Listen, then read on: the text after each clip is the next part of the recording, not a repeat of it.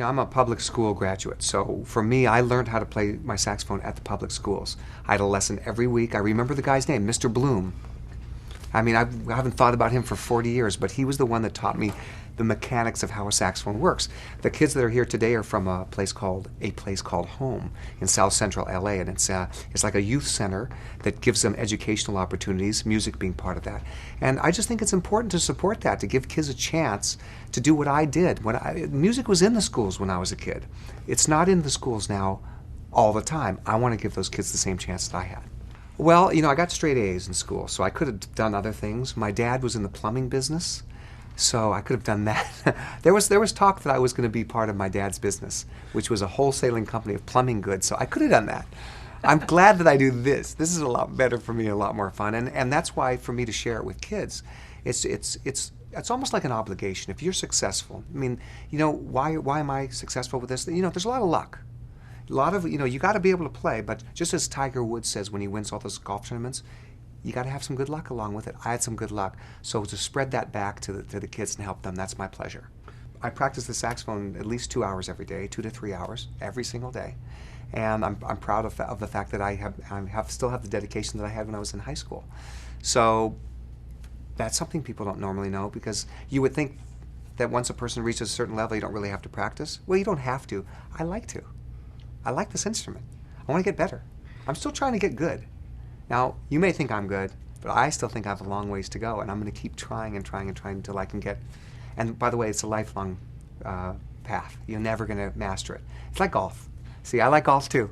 Golf is one of my passions. I've played many rounds with the best players in the world, from Jack Nicklaus to Arnold Palmer. I played with Tiger Woods, Phil Mickelson, and all those guys. I've played with President Clinton.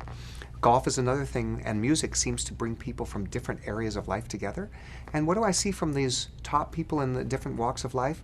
They're all really dedicated to what they do, and they practice really hard to become the best they can be. And guess what? They're never satisfied, and there's always more to learn. So I fall in that category. To do this professionally requires a lot of dedication. You got to love it. The first thing is you got to love it. But the problem is, kids today, they see people out there on television making money, being celebrities, and so sometimes people do it because they want to make money or be a celebrity. I only did this because I love the saxophone. I wanted to become a good saxophone player. In the process, I got lucky, and things went my way, and I have a sound that people seem to like, so there you go. But I would advise kids, you got to do it for the love of the music. Then let all the other things fall into place, and they will if you love it for the music, because then your whole life will be about getting better. And then think about it. If you're the best, how can the world say no? Well, I think that if you're trying to get people to buy records like they used to, you're going to be frustrated for the rest of your life. You're going to be swimming upstream. So that's not going to work. It never works when you swim upstream. If you got to think about it in a different way. I like the way things are. I love it. First of all, I was lucky that I sold a lot of records in the time when people bought records, so I'm lucky there. But if you look at it a different way, okay, people are not flocking to the record stores because there's not as many record stores. But a person in Shanghai can wake up in their pajamas and buy my record in the comfort of their living room. They can. Okay, so there's something there. So how do you make that work for yourself? I think what you do is you've got to think about selling people.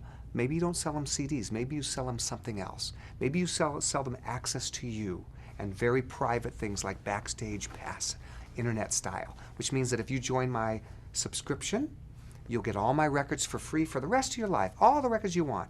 And you know what? You can get concert tickets when I come to town. You can get a newsletter, whatever, X amount of dollars per month, and you're on my list forever and ever.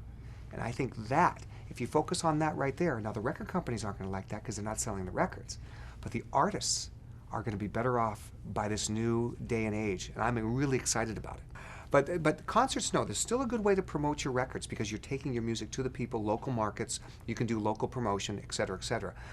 I don't know whether the artists have ever thought that business is bad. Business is good because it's the music business. But you have to partner with the right partner. Now, for example, if I'm going to partner with Marlboro cigarettes, I don't know. That doesn't seem to work. I play the sax, I need my air, but I'm going to partner with the cigarette company. Maybe that's not going to work too well.